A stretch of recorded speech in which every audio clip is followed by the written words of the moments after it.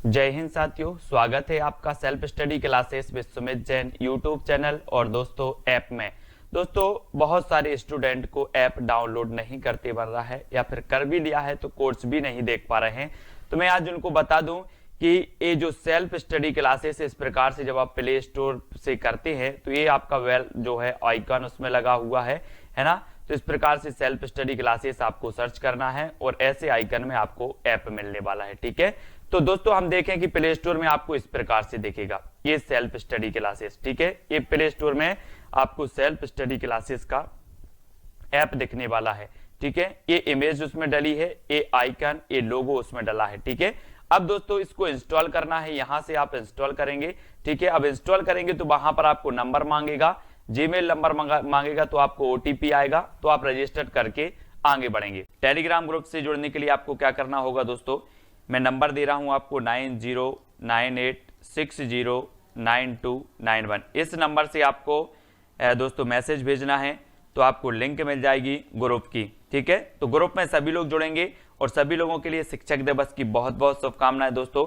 और स्टार्ट करते हैं आज का ये वीडियो। आज का जो आपका पहला प्रश्न है कि माखनलाल चतुर्वेदी की कृति कौन सी है दोस्तों। ये वही माखनलाल चतुर्वेदी हैं दोस्तों जिनका जन्म माना जाता है होशंगाबाद के बाबई गांव में, है ना। और ये मध्य प्रदेश से संबंधित हैं, तो इनसे संबंधित रचनाएं निश्चित ही मध्य प्रदेश के एग्जाम में पूछी जाती हैं। और इन्हें दोस्तों माखनलाल चतुर्वेदी को एक भारतीय आत्मा भी कहा जाता है, सभी लोगों को पता है।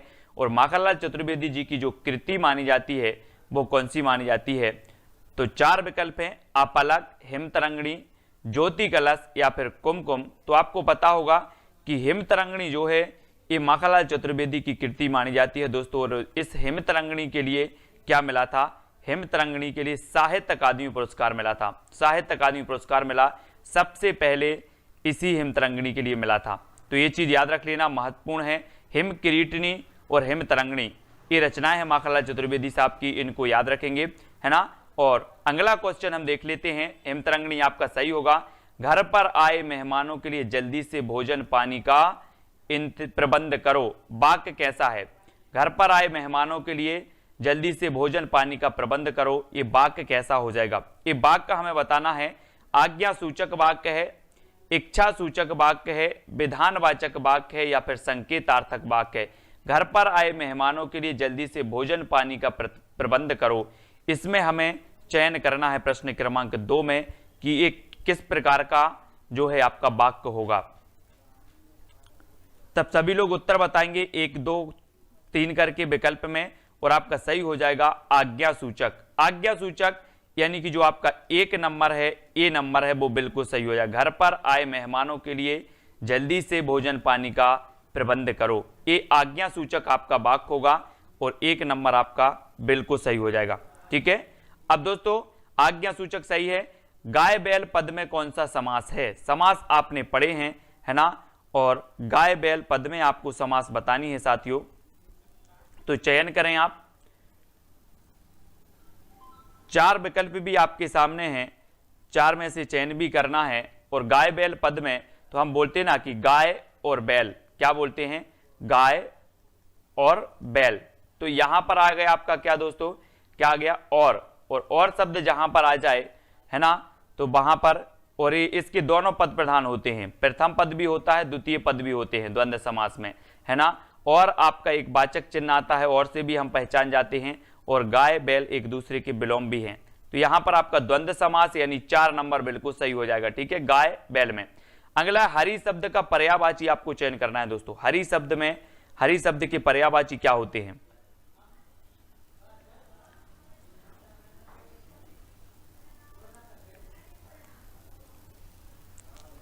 तो क्या हो जाएंगे हरि शब्द के 4 विकल्प हैं आपके, सर्प, विष्णु, मोर या फिर उक्त सभी। और इन 4 में से आपने चयन किया है कि सर सर्प भी है, विष्णु भी है और मोर भी है। ये तीनों हरि शब्द के पर्यायवाची हैं, सर्प, विष्णु और मोर, यानी कि आपका उक्त सभी जो है वो 4 नंबर विकल्प बिल्कुल सही होगा। ठीक है, 4 नंबर। फिर अगला क्वेश्चन देखते हैं, गड़गड़ाहट शब्द में प्रत्यय है, तो कौन सा प्रत्यय है गड़गड़ाहट में।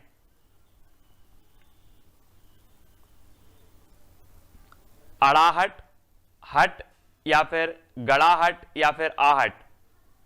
कौन सा प्रत्यय माना जाता है गड़गड़ाहट शब्द में? और आपने प्रत्यय पढ़े भी हैं।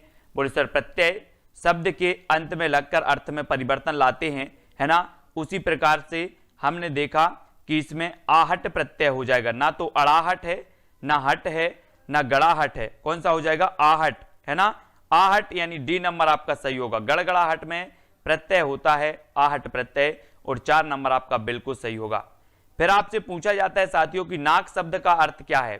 स्वर्ग, नगर का प्रवेश द्वार, प्रतिष्ठा, या फिर मगर जैसा एक जल जंतु। तब ये इसका उत्तर आपको देखना है दोस्तों, नाक, है ना। और नाक से हम क्या बोलते थे वैसे? नाका, नाक से नाका, है ना। और ये जो नाक शब्द का अर्थ होता है नाका, तो वो होता है नगर का प्रवेश द्वार, है ना। यानी कि 2 नंबर आपका सही होगा, नगर का प्रवेश द्वार इसका अर्थ होता है। ठीक है, तो बी नंबर बिल्कुल सही है टीकाराम जी, नगर का प्रवेश द्वार। किसान शब्द कैसा है? किसान, है ना। किसान अपन पढ़ते ना, किसान, और फ्रांस को किसानों का देश कहा जाता है। और किसान शब्द कैसा है? संकर है, तत्सम, तद्भव या फिर देशज। ये तत्सम, तद्भव और देशज आपसे हमेशा पूछे जाएंगे। और किसान शब्द का हमें चयन करना है कि ये किस प्रकार का शब्द माना जाता है। और यहां पर आपका सही उत्तर होगा कौन सा? किसान का हो जाता है तद्भव, है ना। और एक शब्द होता है कृषक, जो कृषक होता है वो कहलाता है आपका तत्सम, और कृषक से उत्पन्न हुआ किसान, है ना। तो किसान आपका हो जाएगा क्या? तद्भव। ठीक है, यानी कि जो 3 नंबर है वो बिल्कुल सही होगा, तद्भव शब्द है किसान। ठीक है, और अगला क्वेश्चन देखो, कहां कहां जाऊं अकेला आदमी हूं। वाक्य कैसा है? आपने देखा होगा ना, बहुत सारे लोग बोलते कहां कहां जाऊं यार अकेला आदमी हूं, है ना। तो ये कहां पर कौन सा वाक्य हो जाएगा? स्थान बोधक होगा, विनम्रता सूचक होगा, विधि सूचक होगा, या फिर कारण कार्य बोधक संरचना होगी। कहां कहां जाऊं अकेला आदमी हूं, ये किस प्रकार का वाक्य है ये भी आपको बताना है। और आपका सही होगा दोस्तों, क्या हो जाएगा? स्थान बोधक। कहां कहां जाऊं अकेला आदमी हूं, यानी कि ए नंबर आपका स्थान बोधक बिल्कुल सही हो जाएगा। ठीक है, स्थान बोधक। और अगला क्वेश्चन है आपका, हाथ उठा बैठना मुहावरे का अर्थ क्या है? हाथ उठा बैठना।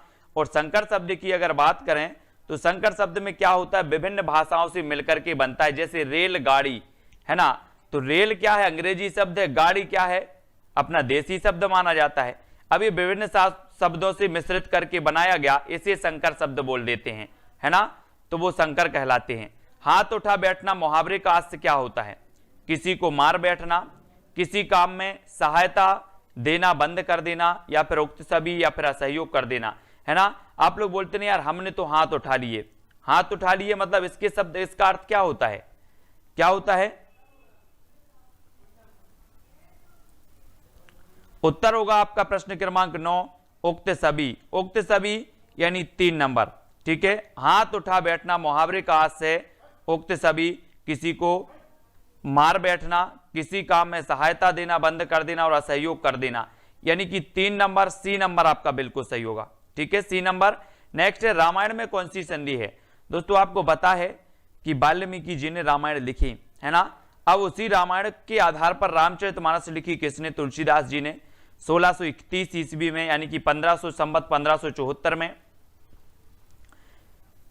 तो ये चीज भी आपको बताना है, 1574 ईस्वी और 1631 संवत 1631। ठीक है, ये बतानी है। संवत से ईस्वी 57 वर्ष पीछे चलती है ना। और आपको बताना है कि रामायण में संधि है तो कौन सी संधि है? यण,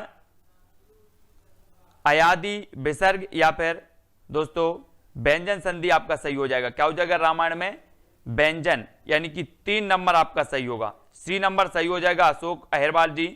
ठीक है, बबली उइकी, व्यंजन संधि, रामायण में व्यंजन संधि आपकी सही होगी। क्षणिक का विलोम बताना दोस्तों, क्षणिक यानी कि प्रश्न क्रमांक 11, इसका विलोम क्या होगा? हम बोलते यार क्षणिक था वो तो, है ना, क्षणिक था तो काल, शाश्वत, विशाल, या फिर दीर्घ। और क्षणिक में जो विलोम शब्द है क्षणिक का वो क्या होगा? ये पूछा जाता है, कई बार पूछा गया क्षणिक। तो क्षणिक का काल भी नहीं होता, विशाल भी नहीं होता, दीर्घ भी नहीं होता, तो होता क्या है? ठीक है, वो होता है आपका शाश्वत। क्षणिक का विलोम होता है शाश्वत, यानी कि जो आपका 2 नंबर है शाश्वत, वो बिल्कुल सही हो जाएगा। क्षणिक का विलोम शाश्वत यानी बी नंबर। ठीक है, भूषण भनत नाद बेहद नगारन के, नदी नद मद गैबरन के रलत हैं। ये पंक्ति में बताना कौन सा अलंकार है? भूषण भनत नाद बेहद नगारन के, नदी नद मद गैबरन के लरत हैं। अन्योक्ति, सहोक्ति, श्लेष या फिर अतिशयोक्ति। तो ये चीज हमें बतानी प्रश्न क्रमांक 12 में। और 12 में इन्होंने दोस्तों भूषण, आपको पता है कि छत्रसाल के दरबारी कवि थे, और है ना, भूषण जी इनका नाम था, घनश्याम वास्तविक नाम था, और इन्होंने बड़ा चलाकर वर्णन किया था किसका? छत्रसाल का। बोले जब इनकी सेना निकलती है तो इतनी धूल उड़ती है, इतनी धूल उड़ती है कि आकाश में जम जाती है, और जब आकाश से बारिश होती है तो वही धूल आकर के नीचे जो है इतना कीचड़ हो जाता है कि जो घोड़े होते हैं उनके कहां तक, घोड़े पूरे उनके पांव जो है वो डूब जाते हैं।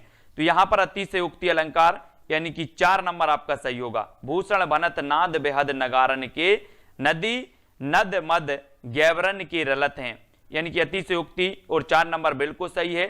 इसको आपको याद रख लेना है। ठीक है, स्टेनोटाइपिस्ट का हिंदी परिभाषिक शब्द क्या होगा दोस्तों?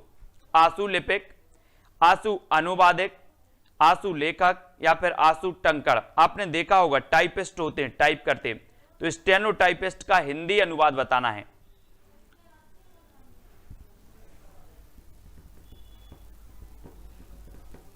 तब आपका बिल्कुल सही आंसर क्या होगा? आशु टंकड़। आशु टंकक जो होते हैं वो डी नंबर। ठीक है, स्टेनोटाइपिस्ट यानी कि आशु टंकक, डी नंबर आपका बिल्कुल सही है। 4 नंबर आपका सही हो जाएगा। ठीक है, टीकमगढ़ जिले में बोली जाने वाली प्रमुख बोली कौन सी है दोस्तों? 14 का उत्तर बताना है। और आपको पता है मैं रात को 11 बजे आपको पढ़ाता हूं क्या? एमपीजीके। और एमपीजीके में मैंने आपको बताया था कि जो टीकमगढ़ है वो बुंदेलखंड के पठार में आता है। ठीक है, कौन से पठार में आता है? अगर आपको ये चीज पता है कि कौन सा जिला किस पठार में आता है तो आपको बोलियां भी बन जाएंगी।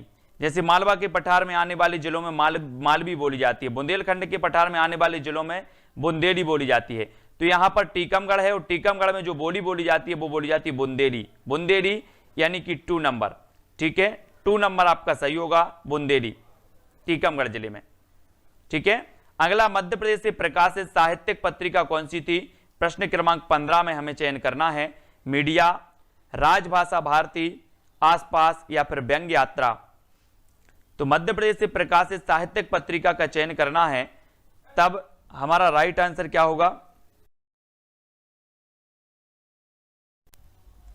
मीडिया, राजभाषा या फिर आसपास। तो ये जो आसपास है ना, आसपास, ये मध्य प्रदेश से प्रकाशित साहित्यिक पत्रिका है। कौन सी? आसपास, यानी 3 नंबर आपका सही होगा, 3 नंबर। ठीक है, 3 नंबर अनिल सिंगर जी और रचना सिंह जी, पिंकी मीना जी, 3 नंबर बिल्कुल सही हो जाएगा। भोजपुरी बोली जाती है दोस्तों। भोजपुरी आपको पता है कि ये जो भोजपुरी बोली है वो किसके अंतर्गत आती है? अब आपको बोली भी बहुत अच्छे से पढ़ना है। इस बोली और भाषा से संबंधित भी एक क्वेश्चन आपका आ सकता है। ठीक है, और मैंने रात्रि 8 बजे सेल्फ स्टडी क्लासेस में पूरा पढ़ाया था आपको एक एक टॉपिक। हम टॉपिक से पढ़ते हैं 8 बजे रात्रि हिंदी, है ना, सेल्फ स्टडी क्लासेस में। और भोजपुरी बोली आती है तो पढ़ा था हमने, ये बिहारी हिंदी की अंतर्गत आती है। ठीक है, बिहारी हिंदी यानी 2 नंबर आपका सही होगा। बिहारी हिंदी के अंतर्गत मगही, मैथिली, भोजपुरी ये आती हैं दोस्तों, है ना। तो ये बिहारी हिंदी जो है ये मागधी अपभ्रंश से विकसित मानी जाती है। कौन सी? बिहारी हिंदी। और भोजपुरी बिहारी हिंदी के अंतर्गत आती है, यानी बी नंबर आपका बिल्कुल सही हो जाएगा। विलोम शब्द युग्म का चयन नहीं है तो कौन सा नहीं है? कथा का वार्ता, धृष्ट का विनम्र, वन्नी का सलिल या फिर आसक्त का विरक्त। तो ये विलोम शब्द आप जितना प्रैक्टिस करोगे उतनी आपकी विलोम शब्द और पर्यायवाची में पकड़ बनेगी। पढ़ते रहो, है ना, विलोम शब्दों की प्रैक्टिस करो। अब ये मत सोचना सर मैं तो कक्षा दूसरी से पढ़ते आ रहा हूं विलोम शब्द, पढ़ते आ रहे हो, लेकिन विलोम शब्द बहुत कठिन होते हैं दोस्तों, है ना। ये बिल्कुल नहीं समझना, इसको सरल नहीं समझना है ना। और यहां पर प्रश्न क्रमांक 17 में कथा वार्ता यानी कि 1 नंबर आपका सही। कथा का वार्ता ये विलोम शब्द योग में नहीं है, यानी कि 1 नंबर आपने जो चयन किया है वो बिल्कुल सही किया है अशोक जी, ठीक है, 1 नंबर। और फिर अगला क्वेश्चन आपसे पूछा जाता है कि शुद्ध वाक्य कौन सा है। शुद्ध वाक्य, तमाम गांव भर में यह खबर फैल गई, तमाम गांव भर में यह खबर फैल गई, यह दुर्घटना संभावित क्षेत्र है ना। श्रद्धा ने काम नहीं करा, ठीक है, यह प्रतिभोज का आमंत्रण पत्र है। तो अब आपको बताना है दोस्तों कि कौन सा इसमें शुद्ध वाक्य माना जाएगा। शब्दों पर गौर करना है, कौन सा शब्द गलत लिखा है, कौन सा प्रयोग कहां पर गलत हुआ है, इसका प्रयोग सही प्रयोग होना चाहिए। कौन से शब्दों की डबल हुई है जिनका अर्थ एक ही होता है, जैसे तमाम और भर, है ना। हम बोलते ना कि यहां पर तमाम गांव यानी कि पूरे गांव, और गांव भर में तो पूरा ही गांव, भर का भी वही अर्थ निकल रहा है और तमाम का भी अर्थ निकल रहा है, यानी कि ये तो आपका वैसे ही गलत हो जाता है, ठीक है। फिर आपका उत्तर सही होता है कौन, यह दुर्घटना संभावित क्षेत्र है, यानी कि 2 नंबर आपका सही हो जाता है, 2 नंबर, ठीक है। तो बी जिन्होंने बताया है उनका बिल्कुल सही है। और यहां पर प्रीति भोज नहीं होता, प्रीति भोज। मैं बोल रहा हूं आपको कि शब्दों पर गौर करें, है ना। और यहां पर करा नहीं होता और यहां पर प्रीति भोज नहीं होता, ठीक है। तो शब्दों पर गौर करना है, अपने आप ऑटोमेटिक उत्तर निकल के आता है, ठीक है। तो आपका यहां पर जो 2 नंबर है वो बिल्कुल सही हो जाएगा। नेक्स्ट है दोस्तों, शुद्ध शब्द बताना हमें। च्युत, तेलांजलि, त्याज या फिर जागृत, है ना। और आज 8 बजे रात्रि सेल्फ स्टडी क्लासेस में हम शब्द शुद्धि पढ़ेंगे फिर से, है ना। कल मतलब इसके पहले भी जो क्लास हुई थी उसमें हमने शब्द शुद्धि देखी थी, और कल भी हम शब्द शुद्धि यानी कि वर्तनी सुधार पढ़ेंगे, आज भी, आज रात्रि 8 बजे, ठीक है। शुद्ध शब्द बताना है कौन सा है। च्युत है, तेलांजलि है, त्याज है या फिर जागृत है। ये शब्द शुद्धि भी बहुत परेशान करते हैं दोस्तों आपको, यहां से 1-2 नंबर वैसे ही काट ले जाते हैं। और उत्तर आपका सही होगा च्युत। च्युत जो दिया है, ए नंबर जो दिया है बिल्कुल सही है, ये शुद्ध शब्द शुद्धि में सही माना जाएगा, 1 नंबर, ठीक है। प्रश्न क्रमांक 19 का 1 आपने जो बताया वो बिल्कुल सही है, ठीक है। फिर अगला क्वेश्चन देख लेते हैं। समुच्चारित भिन्नार्थक शब्द योग में नहीं है तो कौन सा नहीं है। धीरे धीरे, निर्झर, निर्झर, नियति, नियत या फिर परोस, परोस, यानी कि प्रश्न क्रमांक 20 में उत्तर आपको बताना है कि समुच्चरित भिन्नार्थक शब्द कौन सा नहीं है। तो हमने देखा धीरे धीरे, है ना, निर्झर ये तो सही है, नियत ये भी सही है, परोस परोस ये भी सही है। तो उत्तर क्या हो जाएगा, उत्तर होगा आपका ए नंबर, ठीक है। इसका याद रख लेना, धीरे धीरे यानी 1 नंबर आपका बिल्कुल सही होगा, ठीक है। 1 नंबर आपका सही आंसर हो जाएगा। फिर आपको बताना है दोस्तों अगला जो अपना क्वेश्चन है, सुंदर का पर्यायवाची क्या है। सुंदर शब्द का पर्यायवाची, और ये पर्यायवाची हमेशा पूछे जाते हैं। तो रति होता है, ललित होता है, मधुर या फिर मसरण, क्या होता है दोस्तों। सुंदर शब्द का पर्यायवाची बतानी है, और जब हम पर्यायवाची का चयन कर रहे हैं तो आपको पता होनी चाहिए कि इसका सही उत्तर होगा ललित, है ना। सुंदर शब्द का पर्यायवाची होता है ललित, यानी कि 2 नंबर आपका बिल्कुल सही होगा। अब इसको आप लोग देख लेना, है ना, ये ललित आपका बिल्कुल सही हो जाएगा। फिर अगला क्वेश्चन है आपका, कौन द्वार पर राधे में हरि। ये कई बार पूछा गया है, कौन द्वार पर राधे में हरि, बानर का क्या काम यहां, है ना। तो यहां पर क्या हो रहा है, मैंने आपको कई बार बताया है कि जहां पर जानबूझकर गलत अर्थ लगाया जाए वहां पर कौन सा अलंकार होता है, ये चीज आपको बतानी है। तो चयन करें सभी लोग।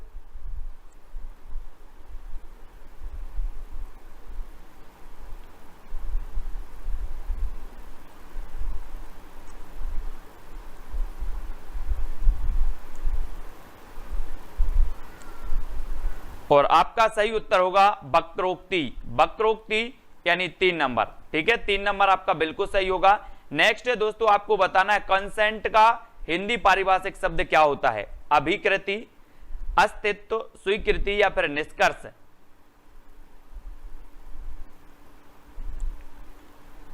तो कौन सा हो जाएगा पारिभाषिक शब्द सही दोस्तों, आपको बताना है। और आपका सही होगा क्या, स्वीकृति, यानी कि जो 3 नंबर है वो पारिभाषिक शब्द आपका बिल्कुल सही होगा। ठीक है, 3 नंबर। और अगला क्वेश्चन है, अरुणिमा शब्द में प्रत्यय है तो कौन सा प्रत्यय है? अरुणिमा शब्द में कौन सा प्रत्यय हो जाएगा?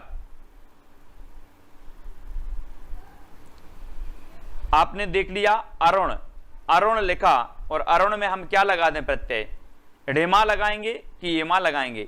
बोले सर हम एमा लगा दें अगर तो हो जाएगा अरुणिमा, यानी कि आपका उत्तर जो बी नंबर है, 2 नंबर है, वो बिल्कुल सही होगा। अरुण में एमा प्रत्यय लगाया तो हो गया अरुणिमा, और बी नंबर सही होगा। अपेक्षा शब्द का अर्थ नहीं है, नहीं है बताना अपेक्षा का, चाह, प्रतीक्षा, विचारणा या फिर आवश्यकता, क्या नहीं है?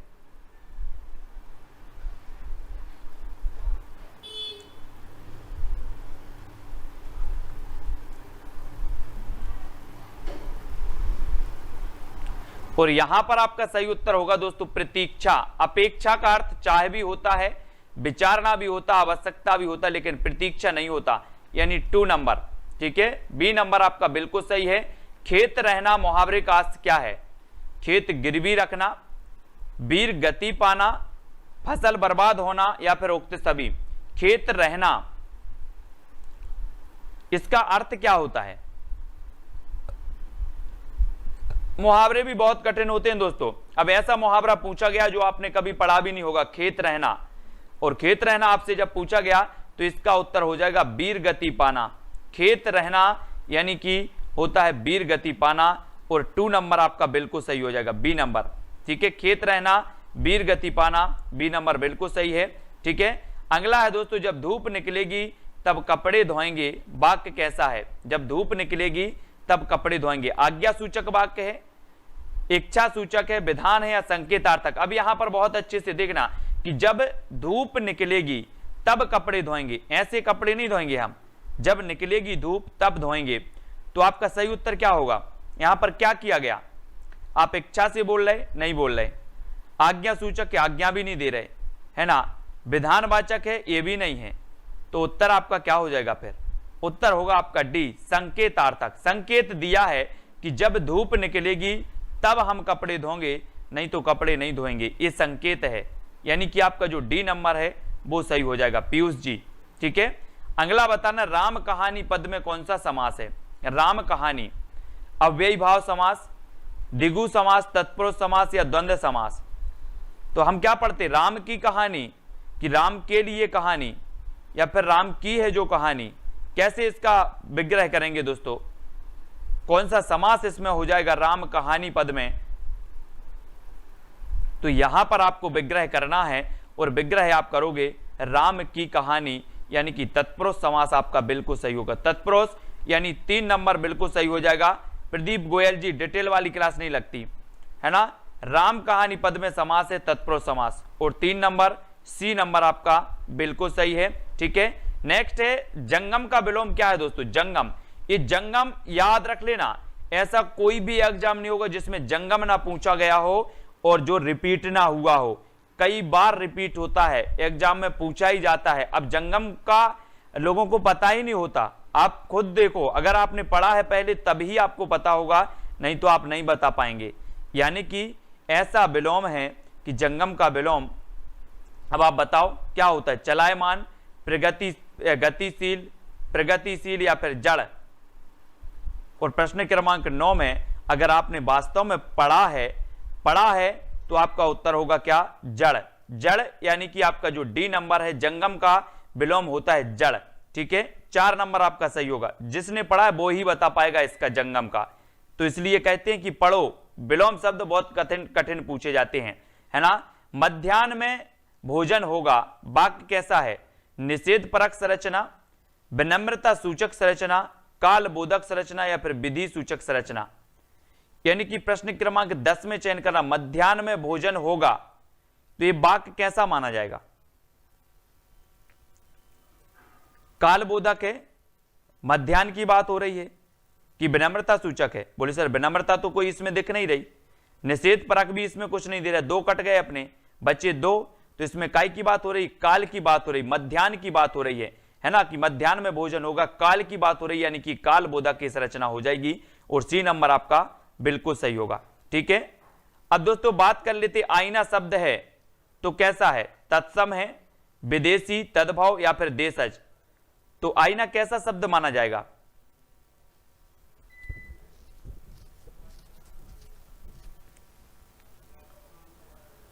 आईना, और आईना आपका हो जाएगा ये विदेशी शब्द है, विदेशी, है ना, कैसा है, विदेशी, ये अपने देश का भी नहीं है, तत्सम भी नहीं है, और हम बड़े अच्छे से बोलते आईना, है ना, और ये विदेशी शब्द है आईना।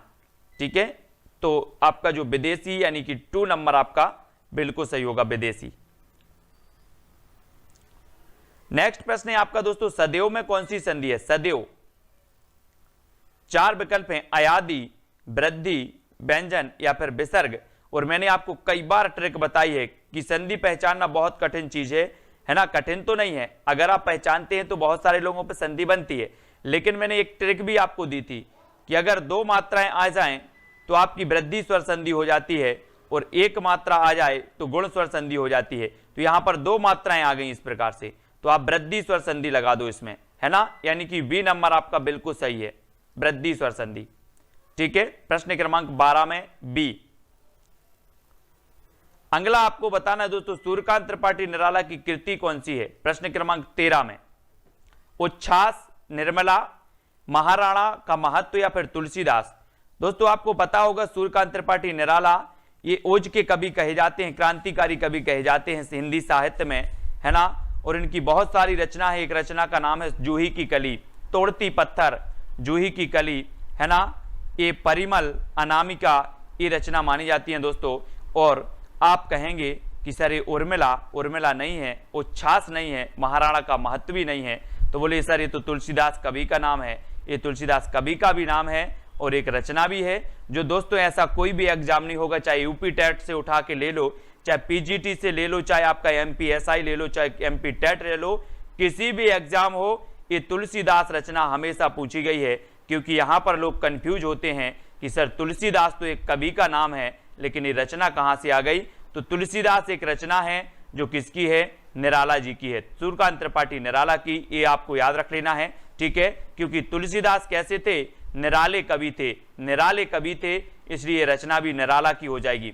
ठीक है, इसको याद रखेंगे। और दोस्तों आपको पता होगा कि एक रचना और किसी कवि के नाम पर है, तो वो है मुक्तिबोध। मुक्तिबोध एक कवि का भी नाम है और मुक्तिबोध एक रचना का भी नाम है। ठीक है, ऐसे ही तुलसीदास एक कवि का भी नाम है, एक रचना का भी नाम है। तो मुक्तिबोध जैनेन्द्र कुमार की रचना है और तुलसीदास निराला की रचना है। ठीक है, और मध्य प्रदेश में न्यूज टुडे समाचार पत्र का प्रकाशन होता है, तो ये न्यूज टुडे का कहां से होता है? ग्वालियर, भोपाल, इंदौर या फिर जबलपुर से? तब आपका बिल्कुल सही आंसर होगा कि न्यूज टुडे जो है इसका होता है आपका इंदौर से, है ना, इंदौर, यानी कि 3 नंबर आपका बिल्कुल सही होगा। ठीक है, और मध्य प्रदेश की एकमात्र खेल पत्रिका खेल हलचल भी यहीं से निकलती है, खेल हलचल। ठीक है, और ये न्यूज टुडे भी कहां से निकलता है? इंदौर से निकलता है, इसको भी याद रखेंगे। कविवर बिहारी लाल की कृति बिहारी सत्सई है, तो मुक्तक काव्य से कहेंगे, खंड काव्य कहेंगे, गीति काव्य या फिर नीति काव्य। दोस्तों आपको पता है कि अगर दुनिया में सबसे ज्यादा टीका लिखी गई तो वो रामचरितमानस की लिखी गई। किसकी लिखी गई? रामचरितमानस की सर्वाधिक टीकाएं लिखी गई, और ये रामचरितमानस तुलसीदास जी की रचना है। ठीक है, लेकिन अगर बात करें कि दूसरे नंबर पर सर्वाधिक टीकाएं लिखी गई, तो वो बिहारी सत्सई की लिखी गई, और बिहारी सत्सई रीति काल के कवि माने जाते हैं दोस्तों। और बिहारी सत्सई में कितने दोहे हैं? 713 दोहे हैं, है ना, और बिहारी सत्सई बिहारी लाल की कृति मानी जाती है। और ये दोस्तों मुक्तक काव्य है। क्या है? मुक्तक काव्य, यानी कि 1 नंबर आपका बिल्कुल सही होगा। खंड काव्य नहीं है, ये मुक्तक काव्य माना जाता है बिहारी जी की। ठीक है, और आपने सुना होगा कि गागर में सागर, कौन कवि ने गागर में सागर भरा है? तो ये गागर में सागर भरने वाले भी कवि कौन है? बिहारी ही हैं, जिन्होंने रचना की थी कौन सी? बिहारी सत्सई, और इन्होंने गागर में सागर भरा है दोस्तों, है ना। आपने पढ़ी होगी, नर की और नर नील की गति समझे नहीं कोई, है ना। तो ये है दोस्तों किसमें? छंदों का क्रम बदल देने पर भी भाव स्पष्ट करने में जो है असुविधा नहीं होती। छंदों का क्रम भी बदल जाए तो भाव स्पष्ट करने में भी अभी असुविधा नहीं होती, तो वो किसमें नहीं होती? चंपू काव्य में नहीं होती, मुक्तक काव्य में नहीं होती, खंड काव्य में नहीं होती, या प्रबंध काव्य में नहीं होती। दोस्तों आपने पढ़े होंगे कि प्रबंध काव्य के दो भेद होते हैं। प्रबंध काव्य के कितने भेद होते हैं? दो होते हैं। कौन कौन से होते हैं? एक तो होता है खंड काव्य और एक होता है महाकाव्य। ठीक है, ये दो भेद प्रबंध काव्य के होते हैं। और यहां पर पूछा गया कि किसमें छंदों का क्रम बदल देने पर भाव स्पष्ट करने में असुविधा नहीं होती, तो वो नहीं होती मुक्तक काव्य में। मुक्तक काव्य यानी कि बी नंबर आपका बिल्कुल सही हो जाएगा यहां पर। ठीक है, बी नंबर, इनको भी आपको याद रख लेना है। ठीक है, अगला है दोस्तों, विलोम शब्द युग में नहीं है तो कौन सा नहीं है? निस्वार्थ, परामार्थ, परमार्थ, गमन, पुनरागमन, अनुज, अग्रज, आयात या फिर निर्यात। अब दोस्तों बात हिंदी की आती है तो हिंदी में आपको कुछ रचनाएं भी पढ़नी होंगी। एक दो क्वेश्चन आपकी रचनाओं से भी पूछ लिए जाते हैं जेल प्रहरी एग्जाम में। ठीक है, तो विलोम शब्द युग में नहीं है बताना। यहां पर युग में की बात हो रही है। निस्वार्थ का परमार्थ है ना, गमन का पुनरागमन, अनुज का अग्रज, आयात का निर्यात। तो दोस्तों यहां पर आपका अनुज अग्रज ये तो दोनों कट गए। ठीक है, अब दो बचे, गमन का पुनरागमन। तो यहां पर आपका जो 2 नंबर है ए भी कट गया। उत्तर क्या होगा? उत्तर होगा आपका ए, निस्वार्थ और परमार्थ। हम बोलते ना कि हम निस्वार्थ सेवा करते हैं, हम परमार्थ की सेवा करते हैं, बात तो एक ही है। बात एक ही है ना, चाहे निस्वार्थ हो चाहे परमार्थ हो, ये बात एक ही है। यानी कि 1 नंबर इस शब्द योग में नहीं है, सही विलोम शब्द योग में नहीं है, यानी ये नंबर आपका बिल्कुल सही हो जाएगा। दोस्तों बहुत सारे स्टूडेंट को ऐप डाउनलोड नहीं करते बन रहा है, या फिर कर भी लिया है तो कोर्स भी नहीं देख पा रहे हैं। तो मैं आज उनको बता दूं कि ये जो सेल्फ स्टडी क्लासेस इस प्रकार से जब आप प्ले स्टोर से करते हैं तो ये आपका जो है आइकन उसमें लगा हुआ है ना। तो इस प्रकार से सेल्फ स्टडी क्लासेस आपको सर्च करना है और ऐसे आइकन में आपको ऐप मिलने वाला है। ठीक है, तो दोस्तों हम देखें कि प्ले स्टोर में आपको इस प्रकार से दिखेगा ये सेल्फ स्टडी क्लासेस। ठीक है, ये प्ले स्टोर में आपको सेल्फ स्टडी क्लासेस का ऐप दिखने वाला है। ठीक है, ये इमेज उसमें डली है, ये आइकन, ये लोगो उसमें डला है। ठीक है, अब दोस्तों इसको इंस्टॉल करना है, यहां से आप इंस्टॉल करेंगे। ठीक है, अब इंस्टॉल करेंगे तो वहां पर आपको नंबर मांगेगा, जीमेल नंबर मांगेगा, तो आपको ओटीपी आएगा, तो आप रजिस्टर करके आगे बढ़ेंगे।